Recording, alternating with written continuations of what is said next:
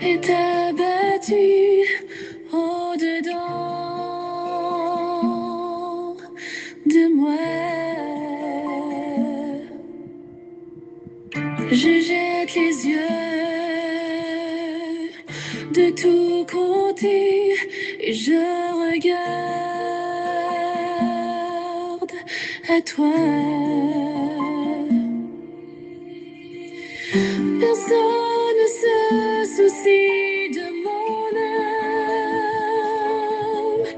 mais toi, mon Dieu, tu prends soin de mon esprit, de ma voix.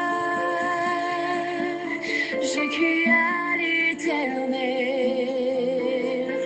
de ma voix. Je supplie l'Éternel, je présente ma requête devant lui. Éternel, c'est vers toi que je crie. Mesdames et messieurs, chers amis, chers et frères bien-aimés, compagnons de prière, amis de partout, amis de toujours, contemporains dans la foi, chrétiens de toute confession de foi, chrétiens de partout, participant à notre émission de prière du dimanche au vendredi chaque midi. Bonjour, bonsoir, comment nous y est? Comment nous avons comment nous y est avec les circonstances de la vie, comment nous y est dans la course chrétienne? Moi, je pense que si nous avons des voix, nous avons répondre, nous avons pile, nous avons répondre pour dire que nous sommes de bon courage par la grâce de Dieu. Nous là, nous avons en bas grâce, bon Dieu. Eh bien, que la paix et la grâce de Dieu vous soient multipliées par Jésus-Christ, notre Sauveur. Nous sommes aujourd'hui 19 octobre 2025. 19 octobre 2025, sans prendre le temps de passer dans la rubrique d'anniversaire, nous voulons saluer rapidement Madame Marcel Vincent. C'est un membre de clientèle de frère Julien Villus en tant que colporteur. Eh bien, frère Julien Villus, chargez-nous, Madame Marcel, pour nous capables de souhaiter un joyeux anniversaire et prier bon Dieu pour vous, pour capable de jouir d'une bonne santé physique, mentale, spirituelle et sociale qui est capable de faire sentir ou béni dans le corps et dans l'âme. C'est avec parole ça que frère Julien Villus a souhaité un joyeux anniversaire, que bon Dieu est capable de bénir de toutes sortes de bénédictions dans les lieux célestes. Nous avons dans la liste de Madame Emmanuel Cher-Enfant Basile, Jivens Mésidor, à qui nous souhaitons joyeux anniversaire, que bon Dieu est capable de bénir abondamment de toutes sortes de bénédictions, Jivens Mésidor. Nous avons salué aussi Mademoiselle Rose Myrta Charles ou Ordine Rose Charles, qui est dans deux noms qui est exact, je ne sais pas exactement.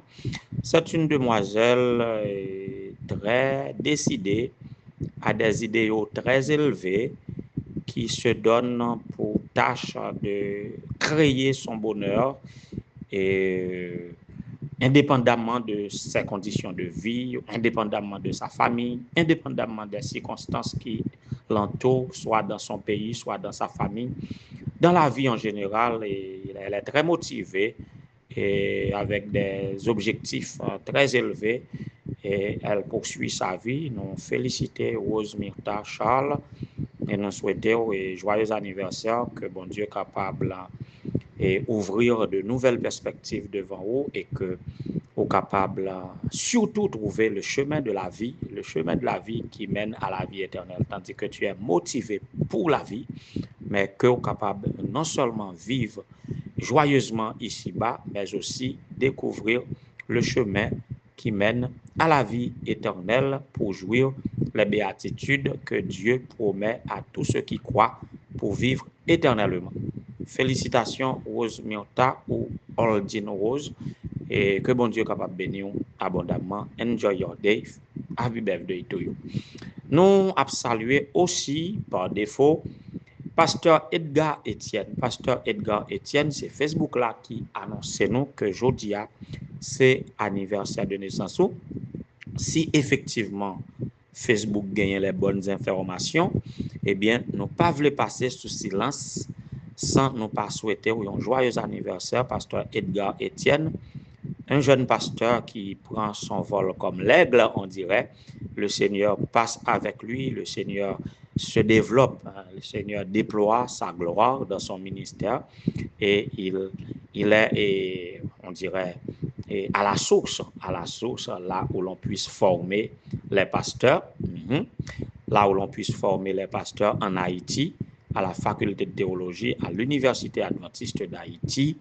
Le pasteur Edgar exerce un large ministère sur le plan éducatif et sur le plan pastoral. Nous bénissons le nom du Seigneur pour cela. Nous félicitons pasteur Edgar Etienne et nous souhaitons ardemment que le Seigneur continue à manifester sa gloire dans la vie de pasteur Edgar Etienne et dans la vie de sa famille, sa femme et ses enfants. Bonne fête, pasteur Edgar, et dans le cadre de l'appréciation du ministère pastoral aussi, nous sommes capables de souhaiter bon ministère, bonne continuité, soit une bénédiction pour le chant haïtien, pour ta famille et pour toi-même, que bon Dieu est capable de bénir abondamment. Et dans le cadre de l'appréciation du ministère pastoral, et toute semaine, nous avons intervenu dans le cadre de l'appréciation du ministère pastoral.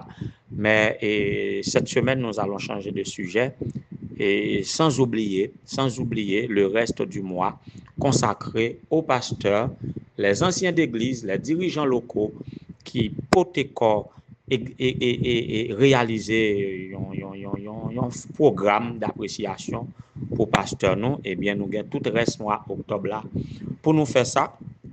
Mais comme émission ça, c'est une émission sociale, c'est une émission de prière, mais c'est une émission de la vie de l'Église.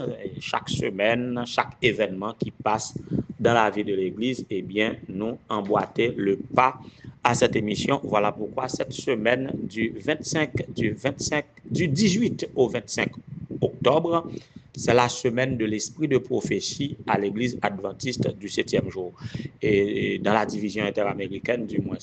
Donc, c'est la semaine de l'esprit de prophétie du 18 au 25 octobre 2025.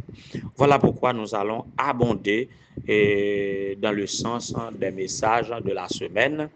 Donc, nous ne pouvons pas détailler, élaborer les messages, mais nous avons un petit reflet de manière exhaustive, nous avons une petite idée de messages jour après jour. Voilà pourquoi notre émission pour aujourd'hui est titrée « De l'esprit de prophétie ». De l'esprit de prophétie, la trompette a retenti. Écoutez, c'est cette musique qui va nous prédisposer le cœur pour la méditation d'aujourd'hui. Bonne audition.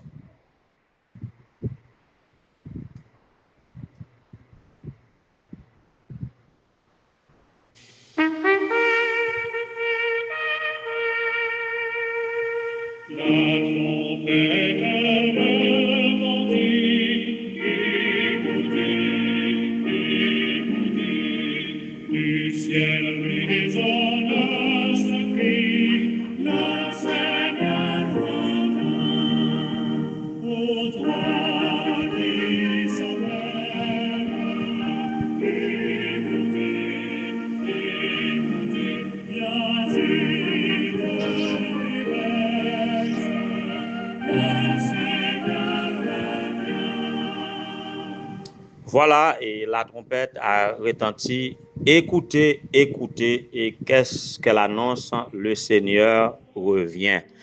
Et de l'esprit de prophétie. Et l'esprit de prophétie, c'est une marque ou une rubrique distinctive de l'Église adventiste du 7e jour en termes de prédication, en termes de croyance, en termes de formation, que dirais-je encore, l'esprit de prophétie, et on dirait c'est une marque distinctive de l'Église, on dirait de la véritable Église de Jésus-Christ pour la fin des temps qui se propose de préparer un peuple à être prêt pour acclamer Jésus comme roi des rois et seigneur des seigneurs quand il reviendra. Alors, l'esprit de prophétie, c'est le témoignage de Jésus-Christ. Qui ça qui passait à l'esprit? Bon, peut-être c'est un vocable, c'est une expression qui peut être peu connue pour des croyants, des chrétiens et d'autres dénominations dans le christianisme, d'autres confessions de foi. Mais au niveau de l'adventisme du 7e jour, l'esprit de prophétie joue un rôle vraiment important, un rôle capital dans la compréhension de la parole de Dieu. On dit souvent que l'esprit de prophétie, c'est la petite lumière qui ouvre les yeux sur la grande lumière. Là, l'esprit de prophétie, c'est la petite lumière et la Bible, l'enseignement de la Bible, c'est la grande lumière. Mais laissez-moi vous dire aussi que l'esprit de prophétie, c'est une source de dispatching, de division, de dissidence, il y a un prétexte de dissidence. Quand on parle de dissidence, c'est des groupes qui se détachent de l'organisation de l'Église adventiste du 7e jour pour prôner d'autres sujets, d'autres messages, ou du moins le même message à orientation ou à application différente. C'est ça que nous les dissidents et ceux qui se mettent en désaccord à l'église d'origine ou bien à l'église mère et pour s'évertuer en cavalier seul ou bien en ministère indépendant. Et que dirais-je encore pour expliquer la dissidence à l'église adventiste? Et depuis toujours, et l'église adventiste toujours connaît une sorte de dispatching, une sorte de division des groupes de personnes qui se détachent de l'église adventiste. Si je devais citer yo en pile, et à chaque moment, dans le contexte des interprétations, dans le contexte de l'interprétation des événements de la fin, des signes avant-coureurs du retour de Jésus, c'est là et débat toujours déclenché ou bien contraste là toujours fait pour détacher des groupes de personnes de l'église adventiste. Et à l'intérieur de l'église adventiste, ce qui reste, l'esprit de prophétie, cette appellation ou bien cette expression connaît encore de différentes connotations. Il connaît de différentes connotations. Pour certains, parler de l'esprit de prophétie, c'est parler des contenus à côté de la Bible. Parler des contenus extra-bibliques, si nous permettons l'expression ça, pour un pile à l'intérieur de l'église adventiste, l'esprit de prophétie, c'est un domaine extra-biblique qui se donne d'informer le peuple des nouvelles. Pour un pile dans yo, parler de l'esprit de prophétie, c'est rapporter ce qui se passe à Rome et rapporter ce qui se passe avec le pape à Vatican. C'est ça qui est l'esprit de prophétie pour eux. Gagner, c'est parler de ce qui se passe au niveau des grandes puissances, ce qui se passe en Europe, ce qui se passe en Angleterre, ce qui se passe en Allemagne. Et pour un pile, c'est ça l'esprit de prophétie.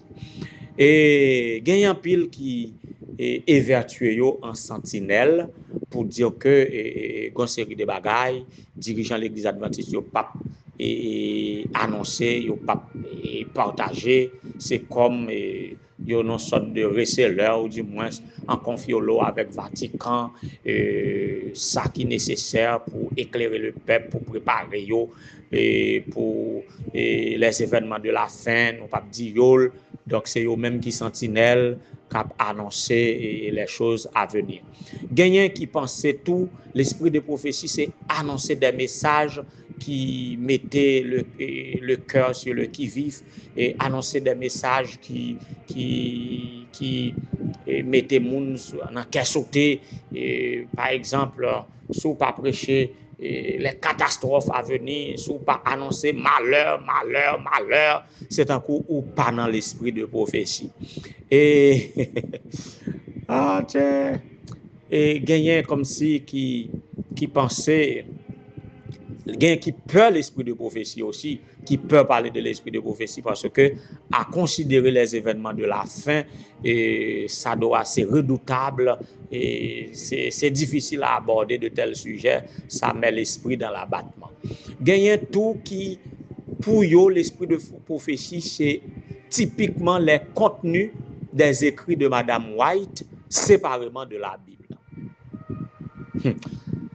En tout cas, pour une mise en contexte, c'est moi citer en pile conception ou bien courant de pensée sur l'esprit de prophétie. Ou si ce n'est pas des courants de pensée, ce sont des attitudes. Ce sont des attitudes vis-à-vis de l'esprit de prophétie ou du moins à la pensée de l'esprit de prophétie. Au cours de la semaine, je veux, à la lumière des messages et dans la série de conférences qui gagnent pour cette semaine sur l'esprit de prophétie, non seulement et prendre message chaque jour pour bailler un petit condensé de yo, un petit résumé de yo, mais aussi on va éclaircir ces différentes connotations de l'esprit de prophétie ou ces différentes façons d'aborder l'esprit de prophétie. Mais maintenant, selon le message d'hier et le message inaugural sur cette série de conférences, dans cette série de conférences sur l'esprit de prophétie, un texte m'a été interpellé. Et à travers ce texte, je dois vous dire que l'esprit de prophétie est dans la Bible. L'esprit de prophétie n'est pas ni à côté, ni hors de la Bible. L'esprit de prophétie est dans la Bible d'ailleurs. Nous pouvons ouvrir notre Bible dans la table des matières. On peut trouver toute une série de livres décrétés, livres prophétiques. Dans la Bible constituant une bibliothèque, eh bien, il y a un rayon, ou du moins une série constituée de livres bibliques prophétiques. C'est comme pour vous dire, la Bible a plein de livres prophétiques. L'esprit de prophétie est dans la Bible, il n'est pas à côté de la Bible. À prêcher la parole, c'est prêcher l'esprit de prophétie. Pour les gens qui pensent que c'est contenu Ellen G. White séparément de la Bible, ou du moins pour les gens qui pensent que c'est l'autre contenu extra-biblique, l'esprit de prophétie est dans la Bible. Et en ce sens, apôtre Jean, comme un prophète, lui interpeller nos esprits sur l'esprit de prophétie à travers son livre prophétique Apocalypse. Apocalypse qui comme signifie, bon, comme tu as défini, prophétie d'abord, prophétie, et puis comme tu as défini Apocalypse. Mais on a juste rapidement dit texte là et deux thèmes ça on a défini demain si Dieu veut parce que le temps nous fait défaut. Mais la bonne nouvelle c'est que apôtre Jean introduit son livre d'Apocalypse en ces termes. Révélation de Jésus-Christ que Dieu lui a donné pour montrer à ses serviteurs les choses qui doivent arriver bientôt et qu'il l'a fait connaître par l'envoi de son ange, par l'envoi de son ange à son serviteur Jean. Laissez-moi reprendre ce verset. Je n'aurai pas le temps de commenter. Je ferai ça demain, Dieu voulant, dans l'émission de demain. Mais je vous relis le premier verset du dernier livre de la Bible, le premier chapitre, premier verset, révélation de Jésus-Christ que Dieu lui a donné pour montrer à ses serviteurs les choses qui doivent arriver bientôt et qu'il l'a fait connaître par l'envoi de son ange à son serviteur Jean. En sorte que la figure centrale de l'Apocalypse et les derniers événements de l'histoire de ce monde, ce n'est pas des bêtes, comme un pile monde qu'on situé strictement sur des bêtes, sur le dragon, mais c'est sur Jésus-Christ, le témoin fidèle. Le temps nous fait défaut, nous allons prier, et demain, si Dieu veut, nous allons poursuivre avec plus de détails sur ce verset et sur les thèmes prophétie, apocalypse, etc. Que le Seigneur vous soit en aide. De l'esprit de prophétie, la trompette a retenti. Écoutez, écoutez et mettez en pratique. Vous serez bénis pour vous préparer pour le royaume éternel de gloire à venir. Que le Seigneur vous bénisse tous.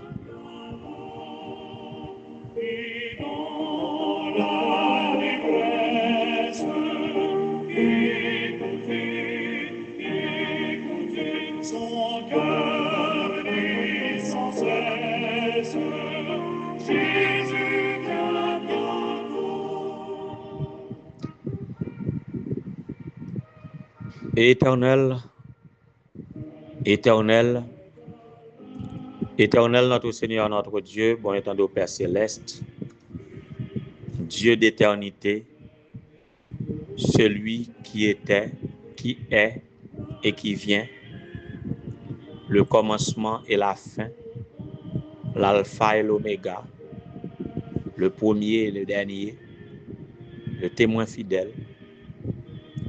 C'est nous appuyant sur tous ces qualificatifs que nous nous approchons du trône de la grâce. Ô Éternel, notre Dieu, en t'invoquant, au nom de Jésus-Christ et par ton Saint-Esprit, notre guide et notre soutien, pour te dire merci pour la vie. Merci pour ton accompagnement depuis notre plus tendre enfance jusqu'à cette présente minute. Merci pour toute fois que dans la vie, vous soutenez nous, vous nourrit nous du pain matériel comme du pain spirituel. Merci pour tout ça que vous faites dans nous et merci pour tout ça que vous faites avec nous jusqu'à la fin des temps. Merci au Dieu pour ton soutien, pour ta sollicitude, pour tes tendres soins. Nous bénissons de ce que vous mettez à disposition de ta parole qui servit nous de lumière pour nous guider dans ce monde de ténèbres. Merci de ce que tu tiens par l'esprit de prophétie à nous donner un avant-goût du ciel et à nous avertir de tout ça qui doit arriver bientôt. Nous sommes heureux pour cette collaboration que tu as avec tes enfants. Question de ne faire rien sans avoir annoncé ou révélé tes secrets à tes serviteurs, les prophètes. Nous sommes heureux d'être tes serviteurs. Merci pour la vie de Mme Marcel Vincent qui fête aujourd'hui un nouveau printemps, Givens Mésidor et Mademoiselle Rose Myrta Charles ou Aldine Rose Charles, Pasteur Edgar Etienne. Nous sommes capables de bénir de toutes sortes de bénédictions dans les lieux célestes. Et que par-dessus tout, nous sommes capables toujours d'écouter ta trompette qui tient à nous annoncer les événements de la fin et surtout à projeter notre regard sur le retour de Jésus, le chef et le consommateur de notre foi, qui revient bientôt portant la vie et la liberté à tous ceux qui croient.